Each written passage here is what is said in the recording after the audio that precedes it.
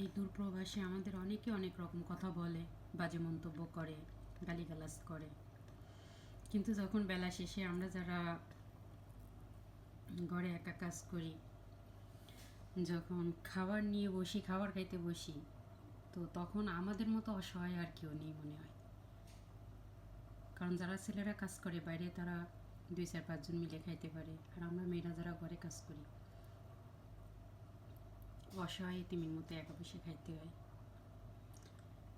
পরিবারের সবাই, সব থাকতেও,